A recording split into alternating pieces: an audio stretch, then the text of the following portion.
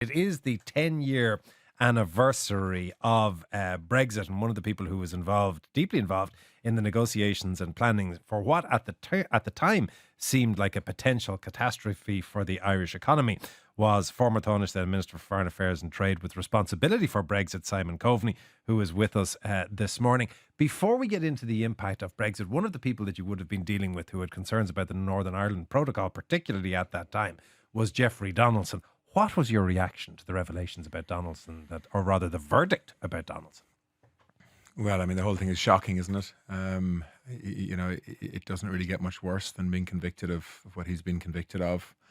I would have spent a lot of time with Jeffrey Donaldson actually during the Brexit years, trying to effectively build a relationship with the DUP, with Jeffrey Donaldson and his predecessors in the context of Brexit, because we had to try and find accommodation for all parties in Northern Ireland and address concerns. But yeah, I mean, I think the fact that, in many ways, former colleagues of Jeffrey Donaldson are almost kind of short for words. People don't even want to comment. It's just so awful. So yeah, look, I mean, I'm glad the law has taken its course. What he's been convicted of are horrific crimes.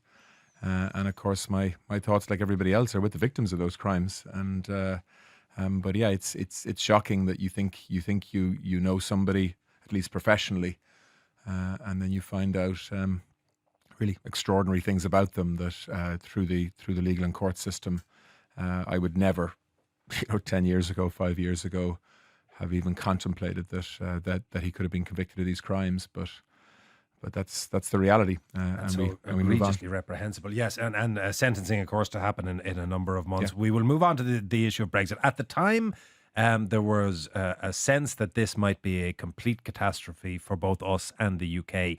In the 10 years since, is the assessment fair that it has been a catastrophe for the UK, but not as bad as might have been expected for us? I mean, I think that's a fair description.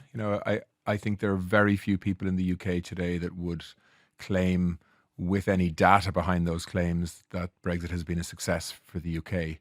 I mean, it's hard to know the impact of Brexit, of the war in Ukraine, of global inflation and so on. But I mean, if you compare what's happened to Ireland versus what's happened to the UK in terms of economic growth, GDP, trade numbers, it's hard to, look, I mean, I'm trying to be balanced here. I mean, it's hard not to draw the conclusion that what Britain hoped to achieve out of Brexit has not materialised. Their influence in the world, I think, is weaker now. Their ambitions to control their own borders don't seem to have worked in the context of blaming the EU and free movement for much of that challenge.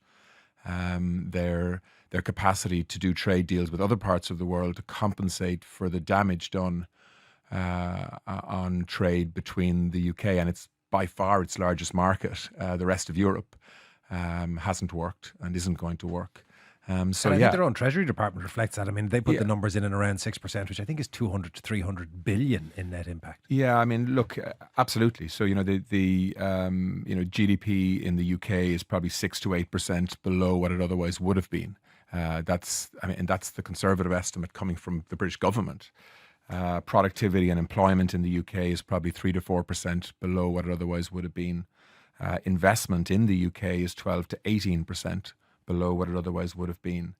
And of course, Britain's exports to the EU and imports from the EU are probably 15% below where they otherwise would be. And that's Britain's largest trading market. So, it's not a surprise that economic growth in the UK is struggling. And of course, you've seen the strain on that politically in because of that in the UK as well. I mean, I don't believe that the British political system has really recovered from just how divisive Brexit was across the UK. I mean, the country was literally split down the middle. I mean, since that decision, just to give you a sense, one of the most stable democracies in the world has had 7 prime ministers, 8 chancellors, 9 foreign secretaries, 8 secretaries of state for Northern Ireland. They had about 8 Brexit negotiators as well through 6 years or so of negotiation. And that was the turnover and the churn, which was driven by political tension and division and infighting. And can you see? Can you either people see will remember. stability on the horizon, or can you see a route to stability? Because one of the things that a lot of analysts would say when they look at the incoming reign of likely to be Andy Burnham is that he has an almost impossible task ahead of him, and he has a populace that are absolutely and utterly disenfranchised from the political system and cynical about it. Well, look, I would never underestimate Britain's capacity to find stability. You know, Britain is a great country. You know, we've had a very complex history with the UK, not least through the Brexit years. Lots of tension, lots of disagreement, but they are our closest neighbour. But they're also one of the great countries of the world. Still? Well, I mean, you know, I think Britain internationally now, in terms of influence, is a sort of a middle power. But it's a strong economy. It's a country that is central to European security and defence. It's a very proud country with an extraordinary history, good and bad. And so, you know, I do think that the British political system has the capacity to find stability. But certainly at the moment, politics in Britain is very fragmented. And that is, you know, we're reminded of that, of course, you know, yesterday, Keir Starmer, who, by the way, is a great friend of Ireland, stepping down as British Prime Minister, and will, you know, almost certainly now be replaced by Andy Burnham, who is also, I think, a friend of Ireland. You know, coming from Liverpool and Manchester, he knows the Irish mindset pretty well. I think he's somebody who'll be close to the Irish government, someone who we can work with, but also I think somebody who we need to support in the context of Britain getting closer to the EU again, which I think would be good for Britain and also good for the EU. What's the prospect of that, and what does that look like? Because Andy Burnham personally has described his own personal desire to have the UK return to the EU membership, but he says that in real political terms there isn't a sniff of it occurring. Well, I think there's not a likely chance of Britain applying to rejoin the European Union anytime soon. That's a different thing, though, from Britain getting closer to the EU. So, you know, Keir Starmer was working towards a big summit next month with EU leaders, which has just been postponed now to give new leadership a chance to bed in. But that summit was supposed to try to make some big steps forward in the context of both sides giving a little, but to try to reduce trade barriers, to try to move towards, for example, a veterinary agreement that could allow for a significant reduction in checks on food and food-related products coming in and out of the EU, including Ireland, from Great Britain. You know, the UK was also going to look at allowing EU students to enter UK universities, you know, at much lower cost. So, like, there was, and of course, we're seeing a lot more cooperation between the UK and the EU on common security and defence issues, and that's been ongoing for quite some time, driven by the war in Ukraine. So, you know, my overall impression here is that, despite the fact that in many ways we were convulsed as two governments in terms of trying to resolve what was a really difficult series of challenges thrown up by Brexit in the context of the peace process, border infrastructure, trade, protecting Ireland's place in the EU single market, you know, all of the things that people would have heard me talking about endlessly 10 years ago. In some ways, many of those issues look relatively trivial in the context of the scale of what's happening in the world today. Well, can I ask you about that? Because that's where I think European vulnerability, well, indeed, this is what I wanted to move including to, the UK, I think is going to pull the UK and the EU closer together. You're currently working with the EY Ireland's geopolitical strategy team. One of the things that we saw around the Brexit vote was an increase in that level of mutual suspicion across parts of the EU, mutual resentments, the fomenting of the sort of culture wars around particularly immigration. To what extent is that still going on? To what extent is it a threat? And to what extent is it being deliberately driven? Because we overtly see people like Elon Musk piling into European and EU political arguments, deliberately trying to create division. Are we also seeing state and non-state actors doing it quietly? Yes, I think is the answer to that question. You know, I think democracy is facing extraordinary challenges at the moment, and you know that sounds like a very lofty statement, but I'm talking about politics across the Western world as we would know it is being challenged by a combination of things: populism, conflict around the world, climate, technology that's changing at a pace that policymakers and politicians simply can't keep up with, and of course we're seeing pretty cynical actors as part of that mix, coming from from parts of the world that traditionally would have been trying to undermine democracy, but now also coming from parts of the world that we would regard as friends.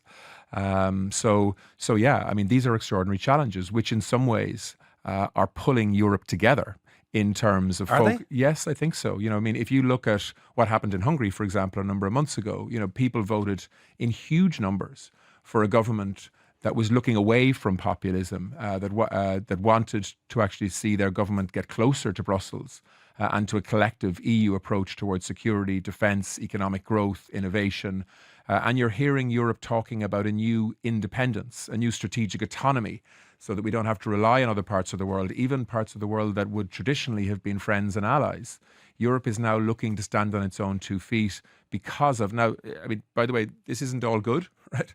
And from an Irish point of view, given the fact that we're the most globalized economy in the European Union, and arguably one of the most globalized economies in the world, we want to still see relationships with other parts of the world, particularly from a transatlantic point of view, that can drive economic growth in the future. Let me go back to where we started. 10 years of Brexit. If 10 years ago you had been approached and told we would be where we are now a decade on when you were handling those negotiations, would you be happy with this outturn?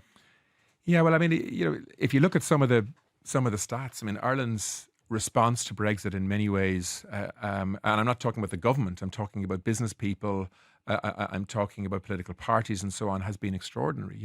Ireland's GDP has doubled in that time. Ireland's employment has gone to 2.8 million people. Now, there's probably 500,000 people more at work today than when Brexit happened, or certainly when people voted for Brexit. We're seeing our trade with the United Kingdom that many people thought would collapse has held up. We have a trade relationship that's worth over 120 billion a year with the UK, and we've also expanded trade with the rest of the world. So Ireland has responded and coped well. The peace process is still hanging in there, and Northern Ireland, strangely, has been the fastest growing region in the United Kingdom since Brexit, which shows that a connection with the EU and its single market makes sense from an economic and trade perspective. Simon Coveney, thank you very much. Anytime. Thanks, Anton. Simon Coveney, former Tánaiste Minister for Foreign Affairs and Trade, and now consultant with EY Ireland's Geopolitical Strategy team.